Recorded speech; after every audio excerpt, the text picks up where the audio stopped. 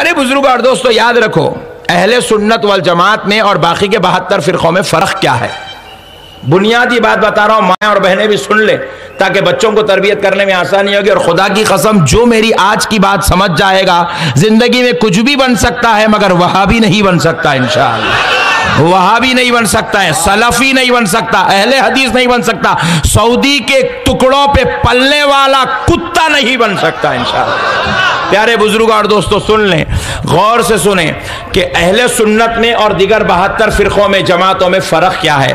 یاد رکھو پیارے بزرگ اور دوستو، اگر ہم جو ہے آپ کو اگر بتلائیں کہ اگر کسی آپ مسجد میں چلے جائیں اور جا کر آپ بولیں کہ بھائی یہاں کے امام صاحب کون ہیں؟ بولے یہ تو اہل حدیث ہے.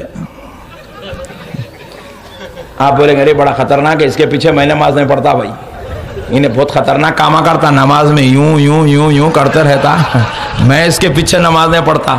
پوچھے گئے کیونکہ امام اعظم ابو حنیفہ رحمۃ اللہ علیہ کا فتویٰ ہے کہ حرکت کثیر سے نماز فاسد ہو جاتی ہے، حرکت کثیر سے نماز فاسد ہو جاتی ہے. یوں اٹھایا. لیکن عام اعتبار سے آپ روکیں گے، دفاع کریں گے اپنی والدہ کا، لیکن اس پہ ہاتھ اٹھانے کی اجازت نہیں دی جا سکتی. کسی نے ایک سوال کیا تھا، ہم نماز میں بار بار انگلی اٹھاتے ہیں تو کچھ لوگ ہمارا مذاق اڑاتے ہیں، تو ایسے لوگوں کو کیا بولنا چاہیے؟ دیکھیے اب کچھ جو بار ہوتا ہے کہ لوگوں کو کتاب و سنت کا علم نہیں ہوتا، اب لہٰذا مجھے بھی اس چیز کا علم ہے کہ ایک مرتبہ ایک صاحب میرے پاس آیا اور کہا کہ تشہد میں جو انگلی سے اشارہ کرنے کی حدیث ہے تو میں نے اس پہ عمل کیا، تو ہمارے گھر کے کچھ لوگ بولنے لگے کہ اس کا کیا ہے حدیث میں. تو حدیث میں الفاظ ابو داؤد کی روایت میں کہ جب ایک بندہ تشہد میں انگلی کو حرکت دیتا ہے تو اس کا حرکت دینا شیطان پر لوہے کی سلاخ سے زیادہ بھاری گزرتا ہے.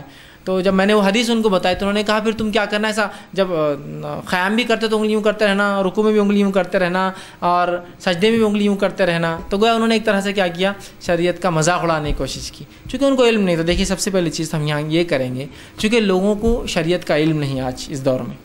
اب اچانک یہ چیز جب سامنے آتی ہے تو لوگ بگڑ جاتے ہیں، لیکن لوگوں کو بھی کام ہے سوچے اور سمجھے اور پھر بات کریں، لیکن لوگ مذاق اڑا دیتے ہیں. تو کبھی بھی آپ رد میں مذاق نہ اڑائیں ان کا، آپ ان کو سمجھانے کی کوشش کریں، اور اگر وہ نہیں سمجھ رہے تو وہاں سے خاموشی سے نکل جائے، اس لیے کہ کبھی کبھار ایسا نہ ہو کہ آپ ان کو سمجھانا چاہ رہے وہ نہیں سمجھ رہے اور نہیں سمجھنے کی وجہ سے وہ بہت زیادہ گناہ گار ہو جائیں گے. ٹھیک، تو آپ ان کو بتائیے کہ یہ سنت سے ثابت ہے.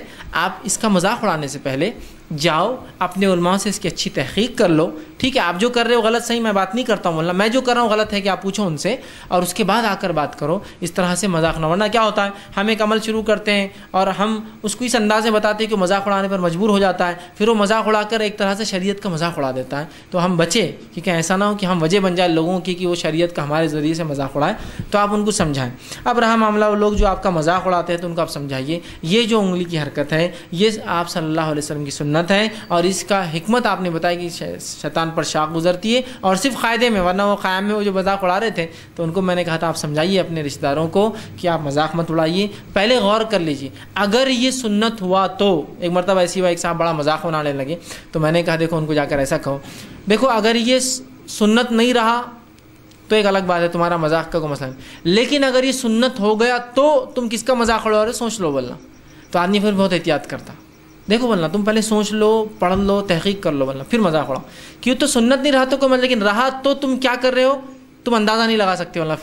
پھر وہ آدمی ڈر جاتا، نہیں بھائی بات صحیح. ہم لوگ کیا کرتے اپنی ضد میں، ہماری جماعت کی کرتی تو ہم کریں گے، ضد میں سمجھاتے، اس سے سامنے والا اور مذاق میں بڑھتا جاتا اور ہدایت سے حقیقت سے دور ہٹتا ہے. تو آپ اچھے سمجھا، دیکھیے بولنا میں جو کر رہا ہوں آپ کو اگر لگتا ہے غلط ہے آپ مذاق مت اڑائیے بولنا، تحقیق کر لیجیے کہ تو اگر یہ سنت نہیں رہا تو کوئی مسئلہ نہیں، لیکن سنت رہا تو تم کیا کر رہے ہو وہ سوچ لو بولنا، ایک بار خالی ایک بار سوچ.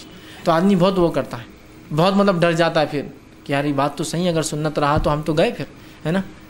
بہت آدمی پھر گھبرا جاتا ہے اس چیز سے. تو ان کو بتائیے اگر سنت رہا تو ایسا کئی لوگوں کو بتایا گیا تو بہت گھبرا گیا. تو آپ ان کو بولیے دیکھیے آپ مذاق اڑا رہے ہیں بولنا، اگر یہ سنت نہیں رہا تو ٹھیک ہے بولنا، لیکن اگر سنت رہا تو اللہ کے سامنے آپ کیسا کام کریں آپ اندازہ لگائیے، ان کو سمجھانے کی کوشش کیجیے. ٹھیک ہے، اور ان کو منائیے، لیکن اپنا عمل مت چھوڑیے. میں سے یہ نہیں کہوں گا لوگ مذاق اڑاتا عمل چھوڑ دیں، لیکن ہرگز اپنے آپ کو وہ سچویشن میں مت ڈال دیجیے کہ ابو جہل وہ ہے جو آپ پہ ظلم کر، اور آپ جو ہے صحابہ کے دور میں آپ صحابی ہیں. کچھ لوگ یہ سمجھ کے ہاں بہت ظلم ہو رہا میرے پہ، اور لوگوں کو بتاتے کہ یہ ہمارے مسلمان بھائی ہے اور ان کی غلط فہمی ہے کہ سنت نہیں ہے. تو لہٰذا آپ وہ استہزاء وہ مذاق نہیں اڑا رہے ہیں جو کافر جو مومنوں کا یا کافر صحابہ کا مذاق اڑاتے تھے، یہ تو لا علمی سے ہو رہا ہے. تو لہٰذا آپ اس فیز میں جا کر کہ میں صحابہ کا رول ادا کر رہا ہوں یا ابو جہل کا رول ادا کر رہے ہیں اور ان کو پڑھنے دیتے جاؤ تم تو ایسا ہوں گے ویسا نہیں. وہ ہمارے بھائی ہے، لا علمی میں کر رہے ہیں، تو لہٰذا ان کو آپ تاکید کیجئے، دیکھو آپ مذاق اڑا رہے ہیں ٹھیک ہے، لیکن اگر سنت نہیں رہا تو، لیکن اگر سنت ہوا تو سوچ لو، بولنا تم کیا کر رہے ہو. تو آدمی بہت گھبرا جاتا ہے پھر کی بات تو صحیح ہے یار، اگر سنت ہو گیا تو، اس لیے کہ ہم کو بہت چیزوں کا علم نہیں ہوتا ہے. ٹھیک، اور بہت سی بار ہم علم دیکھیے زندگی بھر کبھی کو اور علم سیکھتے ہیں، بہت سی بار کیا زندگی بھر کبھی کو اور علم سیکھتے ہیں. ٹھیک، اور ہر چیز کا علم مکمل طور سے ہر کسی کو ہوتا بھی نہیں. یاد رکھیے، ہوتا ہے کہ ہر کسی کو ہر چیز کا علم نہیں ہوتا ہے. آدمی زندگی بھر بھی سیکھتا رہے تو دین کا علم آتا جائے گا، آدمی سیکھتا جائے گا اور آگے بڑھتا جائے گا. ٹھیک ہے، تو لہٰذا آپ ان کو سمجھانے کی کوشش کریں، اور ہم بھی کسی بھی شخص پر مذاق نہ اڑائیں کہ ہم کو ایک سنت مل گئی ہے تو ہم بھی وہی کرتے ہیں، مذاق اڑانا، رہے تم یہ ہاتھ یہ ایسا کر رہے، وہ ایسا مان رہے، یہاں ایسا کھڑے رہ رہے، مذاق اڑاتے ہیں. تو کبھی کبھار ہمارے اس عمل کی وجہ سے وہ بھی کرتے ہیں. تو لہٰذا ہم کو بھی اگر مکمل علم اگر شریعت کا نہیں ہے کہ وہ عمل اس کا غلط ہے تو کبھی ہم بھی کوشش نہ کریں اس کی مذاق اڑانے کی. سمجھ رہے ہیں آپ بات کو؟ سمجھ رہے ہیں اس چیز کو ہم سمجھیں. تو لہٰذا آپ ان کو سمجھائیں، لیکن اپنے عمل پہ آپ جاری رکھیں، اور ان لوگوں کو آپ بار بار 10 بار ہی مذاق اڑائیں، 10 بار سمجھائیے، اور اس طرح ڈرائیے کہ بھائی سنت نہیں رہا تو یہ تو مذاق ٹھیک ہو جائے گا، لیکن اگر سنت ہوا تو تم خیر مناؤ بولنا. تو آدمی کوئی بھی آدمی پھر بہت ڈرتا ہے اس معاملے میں، اس لیے کہ کوئی بھی آدمی اپنے ثواب جو بھی وہ کماتا ہے ضائع نہیں کرنا چاہتا ہے. جی.